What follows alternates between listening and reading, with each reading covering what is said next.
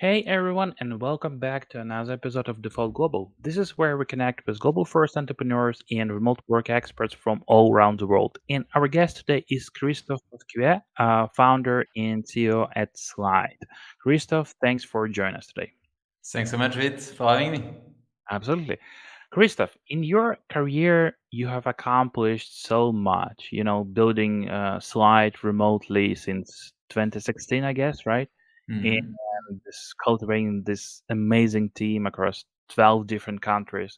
So, could you tell us more about your journey in remote work and global hiring, and maybe share some of the lessons you have learned along this way? Yeah. We launched Slite in 2016, or at least I coded the first line of Slite in 2016. The official launch was Okay. end of 2017. Um, and so Slite, maybe to start with that, is a knowledge base for teams. The idea is to have like one central place where all the information of your team lives. And we supercharge it with AI to kind of like make access to information instant. So you can just ask a question, get your answer with verified sources. Okay. We help you detect what needs to be verified. We help you verify content, detect outdated docs. So all this stuff with AI. So that's kind of like what we do today. Mhm. Um, and our first hire was in remote. It was not like really like a very thought through decision. It was just very natural. Like we had a chance to work with someone who became a friend, Arnaud, our first Mhm. engineer, still working with us, and it was 1 hour away at the time, so it's not like the full kind of multi-country Mhm. remote as we are today. But at the time, it was just in Tours, which is a small city in France. I was in Paris with my co-founder. And Mhm. we are like, yes, of course, like this person is close, is super smart. Of course, we can hire like that. And we are very inspired by the example of buffers. And we were kind of like doing that for us as well. It was like, maybe in the future, we'll be able to live wherever we want. Mhm. So that was kind of like the way we started in remote. And very fast Okay. after, like we went through YC, raised our first street round, started to hire. And it just came very naturally as our way of doing things. Like we were like like if we are only selecting like on one city, we have very very very small pool of talents that we can pick from, and Paris was not a massive tech ecosystem at the time. Mhm. Changed a lot since then, and so we Right. were very restricted. And so yeah, I mean, the first kind of international hire was Rob, which is still one of my best friend, like which was our second designer, and he was in Seoul, Irish guy in Seoul, and I had to convince him that yes, it can work and so on. And yeah, it was just the start of like many many more people from all around the Mhm. world. Mhm. Okay, okay, that sounds good, but still, like at 12 different countries, right? And Frank speaking totally resonates with me because in my journey, I have also, managed. Currently, I manage a team that is based in 10 different countries, right? And we Yeah, frequently hire tech guys for our clients in like a different countries like at the same time. So I know that it might be kind of challenging. It seems for yeah, some people it might seem like you play 12 different games, while hiring in 12 different countries, right? Because yeah, they all have their own, kind of specifics, I would say, right? yeah. So in with this, I have two questions. So the first one, I got it. You said that the first one, it was kind of more the guy that you knew, right? But then, what was the main motivation to proceed doing that? Was it kind of the reason? Was it kind of cost effectiveness, or there was some talent shortage in your in your location, and you decided to go kind of globally? What was the main motivation to proceed with that So decision? definitely not cost effectiveness for us. It's Okay. actually interesting. I think that there were like this split of remote mentality at some point where you had like the buffer of this world, for instance, or Zapier or this kind of company that were willing to pay like very high for very much the best, and they didn't care where the people lived. Hmm. And you had like a lot of people that were actually more doing outsourcing than anything Hmm. and trying to, typically like the classic example was like US company outsourcing tech in Ukraine or this kind of stuff. Like that was a Hmm. very classic phenomenon. Okay. So that was not us. We were really doing that because we were like, I think there was two things. There was one thinking that was what you say, talent shortage. That's if we want to really find some people exceptional, and if we want to make the best product in our category, it won't work by having just the Paris ecosystem at the time Paris. And like teams in San Francisco can afford that because the density of talent is so high that you can afford to find the people in the city with other kind of downsides, but at least it's easy.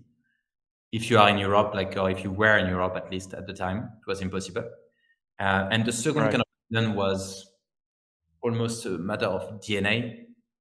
We Mm-hmm. liked the idea of being, of there is a lot of very, very positive ideas linked to remote, making job opportunity open to many more people, having a flexibility of work, making ourselves like giving ourselves a chance to be where we were the happiest. So I had like multiple people at Slide that changed country over the Mm-hmm. course of their careers. And I think it's essential, like they would have quit the job if we had been collocated. Mm-hmm. And like they had not only like we kept them and we kept incredible people this way, but also if you look at them, like they didn't have like this lock effect where they were like, oh shit, I would love to move to Canada, but the problem Mm-hmm. is if I move, like I have to also find a new job and to Right. struggle with the work permit and whatever. Mm-hmm. um, Here it was just like I had Kesa, for instance, my head of my lead people ops, that moved from Spain. She's Venezuelan. Her family is in the US, and she moved from Spain to Vancouver. And this way, she's on the same time zone and much closer to California. And that was like a big, big change of life for her, and it was like an opportunity that I think she might not have seized if she had to find another job in the process. Mm-hmm. Mm-hmm. Yeah. Okay. Okay. Totally makes sense. And but still, like, do you see any differences in terms of those 12 different countries in terms of maybe strategies? Yeah, I'm curious about your strategies at Slide. Mm, How do you approach the hiring process yeah. in 12 different countries? Is it different or it's the same?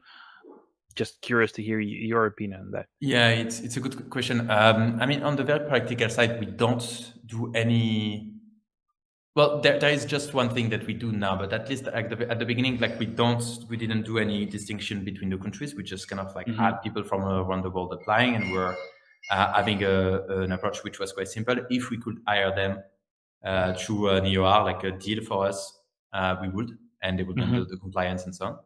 Okay. And we had like, I mean, a lot of challenge around the salaries and this kind of thing. And we took like a methodology that we applied. So basically, there are two schools of thoughts, and I think it's basically like, either you pay everybody the same, or you pay, which is our case, like we take like the local market and we pay top price of the local market. Mm-hmm. Mm-hmm. So that solved a lot of issues. It's also an approach on it. Not everybody do the same. And then like the only challenge that remains, I think, is for the few countries where you can't hire, like it's too complex and so on, you have to kind of handle it through contractors Right. setup. And that's honestly proved to be like very complex. I think it's very good to start with, like it makes Mm-hmm. it very easy, very complex on the long run, a lot of legal implication and so on. So Right. our approach is really to hire through EORs, but to hire as much as we can. Mm-hmm. Mm-hmm. So you mentioned that considering like located based salaries is the best way Yeah. to achieve this fairness in remote work compensation, right? So that's your point. I mean that you That's have, my opinion. Yeah. yeah. And could you explain how you develop your salary calculator at Slide? You touched this a bit, but maybe we can go a bit deeper because Yeah. everyone likes to talk about compensation, right? So Money. Yeah. so h- h- are there any approach or just look at specific country and you look at this top range? What do you have there? Just Yeah. I'm just curious. So, I mean, the approach that we have is really simple. It started with, we started to put it in place for our first employee when we had like our first employee that was not in France. And then like we started to do it more and more as we added countries. And the way we did it was quite simple. We had like cost of like a calculator with cost of living per city, and we kind of index like we had a ratio per city and then per role, and we had like this calculator giving us like the number that we were offering the person. what we like, this is extremely complex to maintain, and the cost of living is actually not at all representative of the range of salaries. So even if you're fair in a way, if somebody decides to live in a city that is actually extremely expensive, that's kind of like their choice. And if another person decides to live in the countryside and to kind of save their money at the cost of not being in a very expensive city, I mean, that's, their choice as well, right?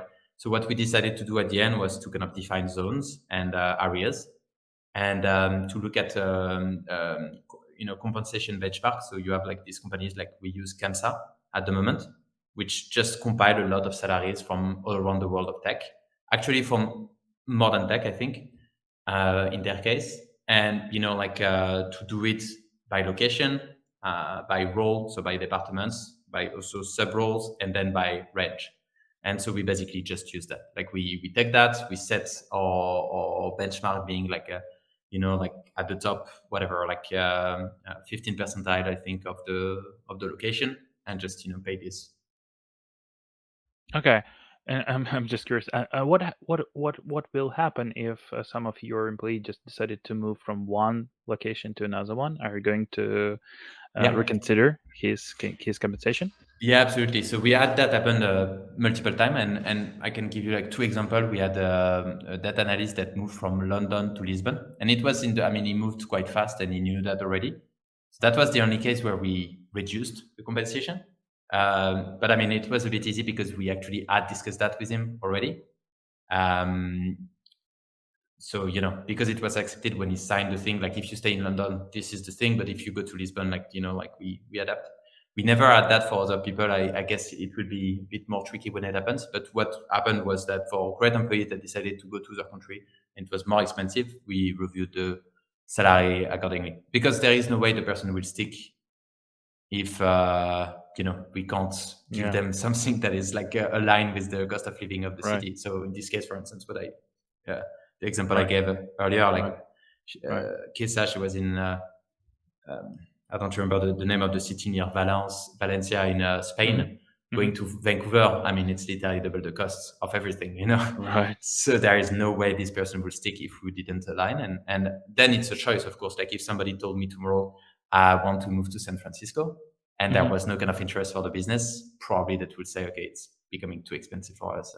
Yeah, yeah. Okay, okay. Makes sense. Makes sense. As we are talking about money, right? So, uh, Slide has been successful in attracting funding from investors like Index Ventures, and I know that you are part of the Y Combinator family, right? So, what advice would you give to entrepreneurs who are looking for to secure investment for their remote first or global first startups? What maybe key factors do investors consider when evaluating remote first companies for funding? And are there any difference between like a not remote company? It's a very good question. The two time we raised, we were hybrid. Like now we are remote, fully remote. Uh-huh. But for the time of our seed and at the beginning of our Series A, so we actually transitioned just when we were in the process. We actually were collocated, but we were not in San Francisco. We were in Paris, and we had half of the team not in the office, Hmm. or actually more than that. But so we were physically implanted, and we were still. I think the challenge when you are really remote first is not to be part of a strong network of the city. Okay. Like if I look at the investors that I got, it was a lot through network. Like I Hmm. mean, just building a network, right? Like people know Right. you, they speak about you, investors come in town. Like you get to kind of like meet with them, and little by little you build relationship with some that are special, and when comes the time of raising, like it becomes like much easier. Hmm. One thing that I guess applies to any non Silicon Valley based Hmm. tech startup is that even if you're remote or collocated, but in Europe it's kind of the same. The access to the best investor is actually far away from you, and you don't necessarily have this network. Uh-huh. So I guess it applies exactly the same way as when we did our seed round. Like you need to go there. You need to go there, and like for a few weeks every year to really be intense pitching and meeting with Hmm. people and building relationship. At least that's what worked for us. Our first round we did over the course of some of the most intense weeks for me at Slite, where I went to San Francisco at the same time we were launching our first version on Product Hunt. I was interviewing at YC, and 8 a.m. to 6 p.m.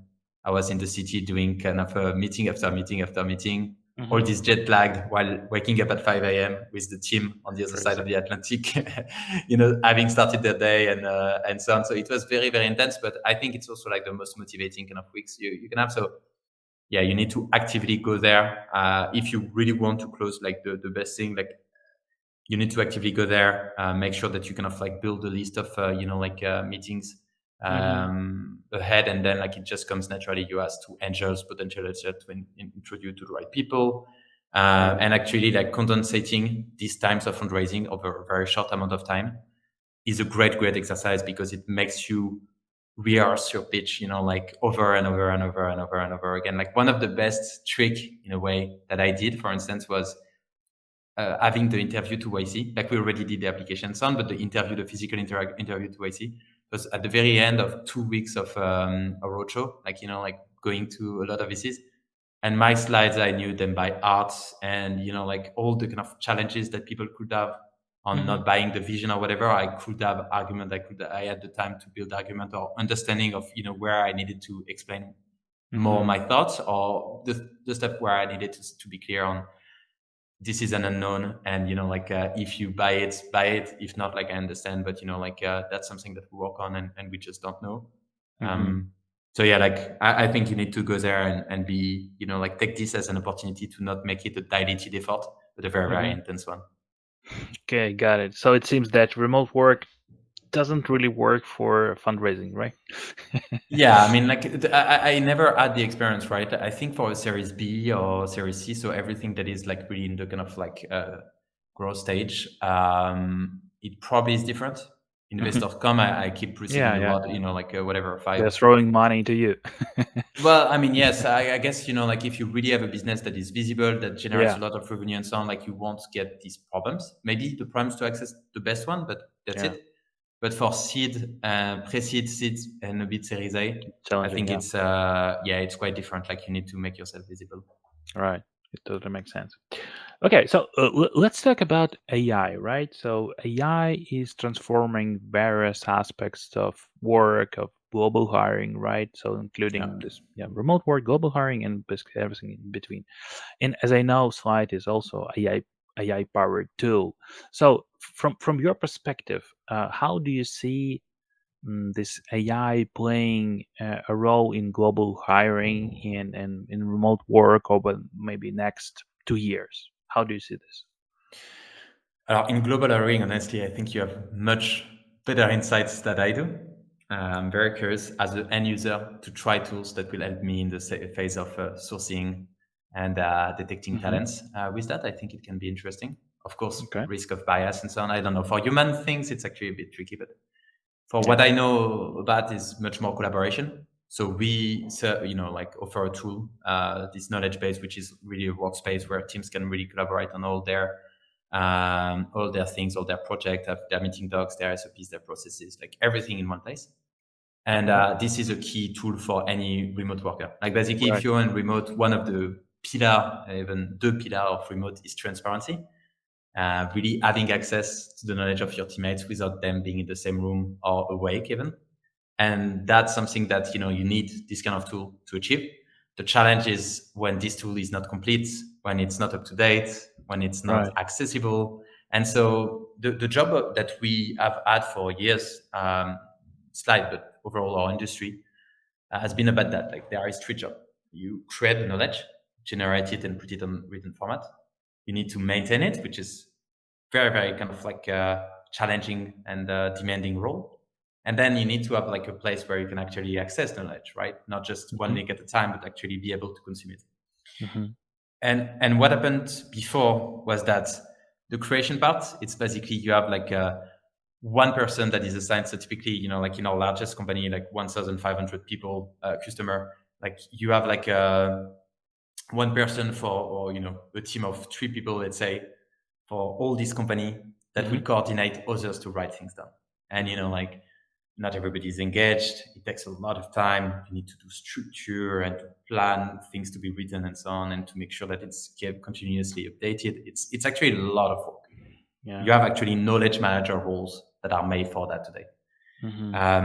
And then you need to maintain it to make sure that there is no holes, no gaps, that it's updated, that the SOP on whatever, like the HR holiday policy, is continuously up to date, but also that more specific stuff like actions for support, the playbook of sales or whatever is up to date. And then you need to actually, even if it's there in most tools like Notion or Confluence, search is awful. You can't find anything.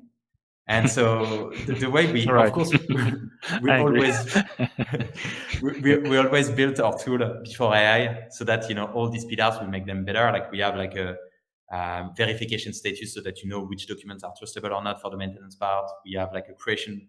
We have an editor that is extremely fast. Like when you load in Slite, it's just almost Okay. instant. And the experience of writing is so nice. We inspired ourselves from the note-taking world. Like we really want to make it so familiar and easy to use that you just take the habit of writing more. And the search has always been one of our key success. Like it has always been much superior than other tools. But that's just UX, right? And that was just improving slightly the experience. And I think AI is basically changing the whole game. It's like all these things that we try to kind of like slightly optimize, you can finally 10x them. So the first thing that we released is Ask, which is a feature that you can access if you create your Slide icon today. And basically what it does is that before, if you were looking for an information, like a customer asked me if, what's the policy, what's the pricing, maybe, I don't know, for hiring in Argentina, what's the conditions.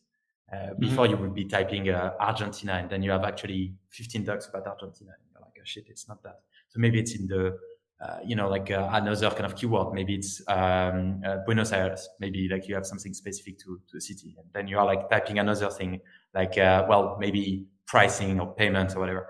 And you did these 10 searches, and then you check one doc at a time, compare it, see, oh, this document has not been edited for 3 years. Okay, no, let's come back to the search. And then you realize that you were typing payments, but actually the word reference in the real doc is pricing, or, this kind of thing that are a bit similar, but not exactly the same. Yeah. It seems you're like explaining my daily work, And so, I mean, you can literally like go check it out after this call.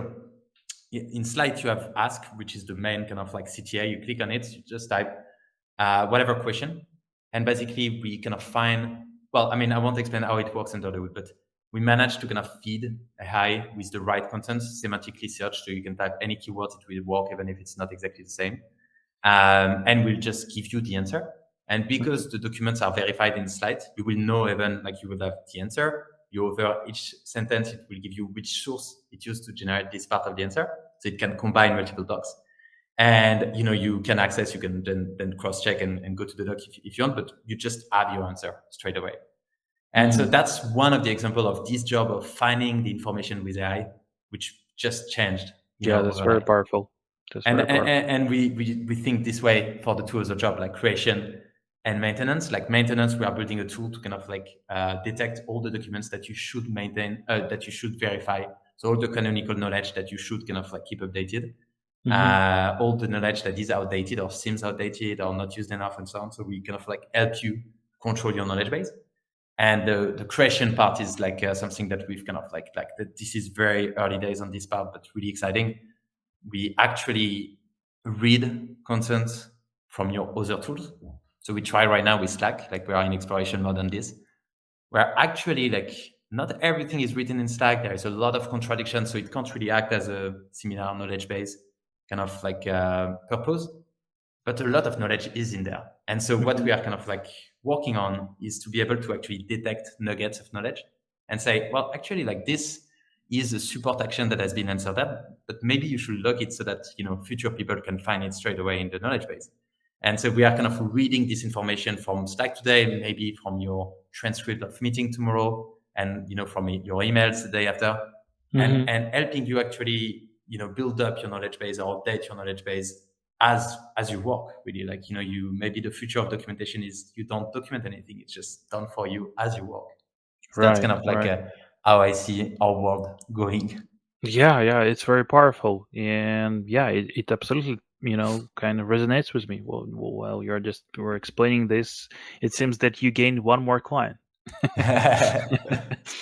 Okay, so another thing that I know that we're running out of time, but another thing that I just need to ask, because frankly speaking, I've been doing this remote stuff, building distributed teams for like 10 years now, but I have never thought about this. But I just want to talk Yeah. about this briefly. So I'm talking about sustainability, right? So is a key commitment for Slide, and you Yeah. kind of advocate for green remote policies, right? So could you share your perspective on how remote work can contribute to this more sustainable future? So it's a very, very good question. And I think it's a under discussed one, to say the least.